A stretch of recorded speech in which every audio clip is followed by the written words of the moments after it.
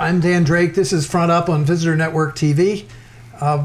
We have an event that's happening on the island that is the kickoff to something that's very important at the airport. And I have NoahKarberg, the environmental coordinator for the airport, with us today to talk about it. Unfortunately, the event I'm referring to hasn't happened yet, but by the time this airs, it will have happened. So we can talk a little bit about that, but mostly about I want people to know about what's going on in the program. So why don't you talk about the specific program a little bit and what's involved in it, and then we can get into what's happening on Friday. Right, well, overall for the program, the carbon neutral program, Nantucket was selected by Mass DOT to be the first carbon neutral ground operation in the United States, which was really an honor. We applied with a number of other Commonwealth airports. We were pleased to meet this. What this really means is that we're offsetting all of our fossil fuel emissions that we're responsible for at the airport. We're going about in Are we really going to be able to do all of them? That's what we're going through right now with the investment grade audit. That's why we refer to this as the implementation stage. We're seeing if all of these very rosy scenarios actually can work at that scale and if they make economic sense. So anyway, I'm sorry to interrupt you, but going forward, what are the kinds of things that we've done already at the airport or might be done in the future to achieve this goal? Right. Well, we've made the job a little bit harder on ourselves because we've already undertaken a number of efficiency upgrades, efficient lighting, LEDs instead of incandescent bulbs. And that's already saving us at about 20% off of our electric bill, as it is. That's significant. It is, especially. It's a big bill. Yeah, over a 20-year operating lifetime, it's a significant amount of your operating budget. Going forward, we're really looking at expanding on this. We have identified about 25 individual measures from further energy upgrades, a couple electric vehicles, recalibrating our building management systems that control the heating and ventilation, and all of those account for about 35% of our total carbon footprint. The bulk of it, of course, we're looking at solar arrays, specifically in the Bunker Lulu district, locally undesirable land uses. And that amount of solar, I mentioned we're taking the long way around it. The FAA has rules for glare and glint analysis. We're aware of the rules Nantucket has for HDC and for rare species habitat as mitigated through the Massachusetts Endangered Species Act. So we're taking our time, we're citing it, we're looking at what National Grid can actually accept. There's limits there, and we're trying to roll all of it together into a project that will completely offset all of our CO2 emissions. So what is the occasion of this visit from the governor?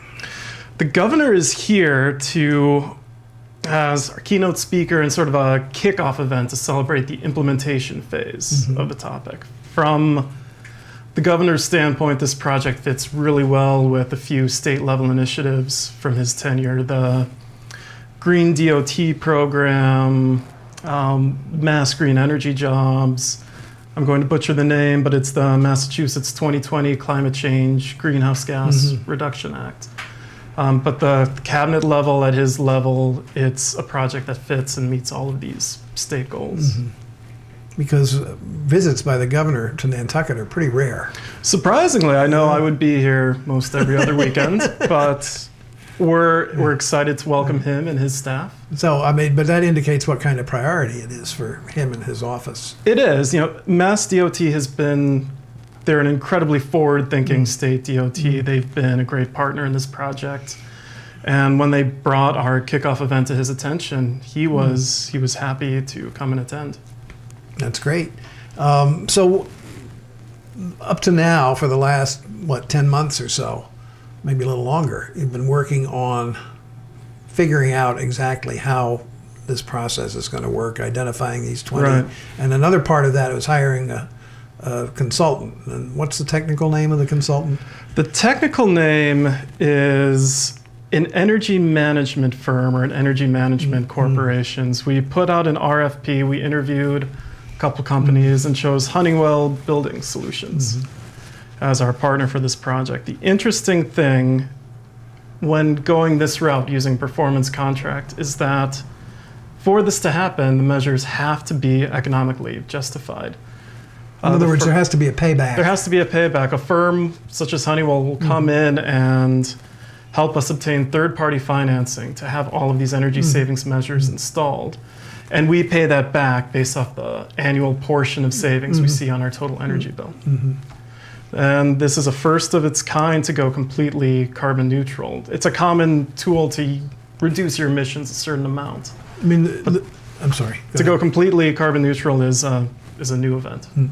The people will say, you know, an airport, how can you be carbon neutral in an airport? Well, obviously, plane emissions are excluded from this. Right, and that's very important point to note. We're not responsible for the fuel burned in airplanes coming to, going from But Nantucket. the other side of it, by instituting these savings, we're trying to some large degree offset that. Isn't that the purpose of this, really? Yes. very, very succinctly put. So, presumably, the savings to the airport will benefit, will exceed the cost of this project ultimately. It may not. What kind of payback time are we looking at? The maximum contract term is 20 years, so it'll be within 20 years. Okay.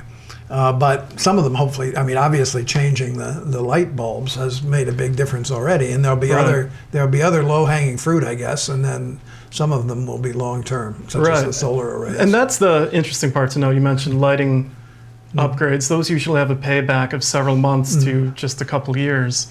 But when you combine those short-term paybacks with some of the sort of longer-term paybacks, doing more expensive boiler upgrade and replacement, you can pay for those measures and wrap it all up into that 20-year contract term.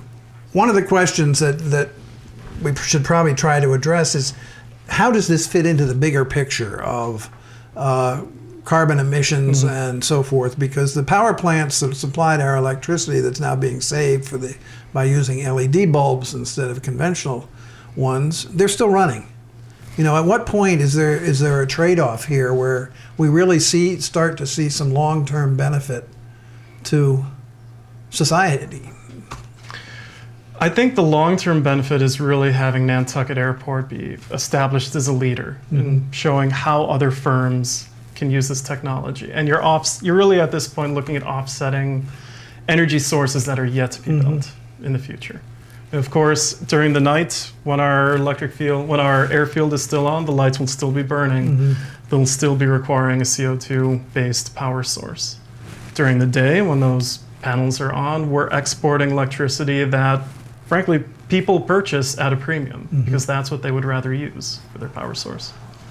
So, all right, it's the same argument about the third cable really applies to the bigger picture, is what you're saying. Right, I mean, right. When we talk about the possible need of a third cable running from here to the mainland to bring electricity, what people are saying is, if we save on our electricity usage, we can eliminate the need for the third cable. Is that right? Right, and that's an important distinction because the third cable need is really based on the daytime summer peak load for Nantucket.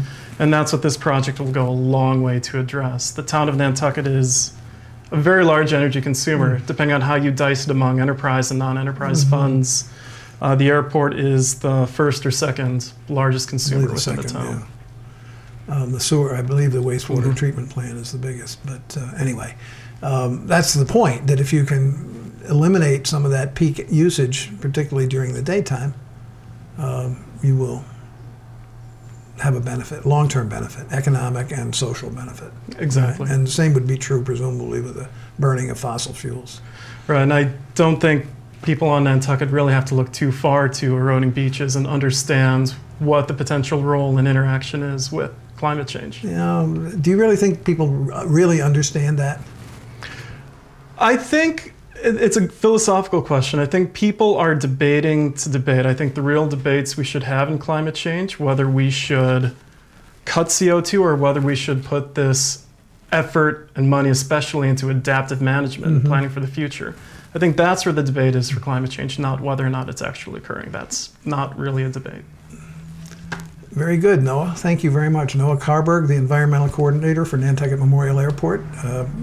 Good luck with this program. We'll be anxious to hear how it plays out over the next couple of years, and particularly good luck with the ceremony that's coming up this week. Thank you, Dan. Thank you.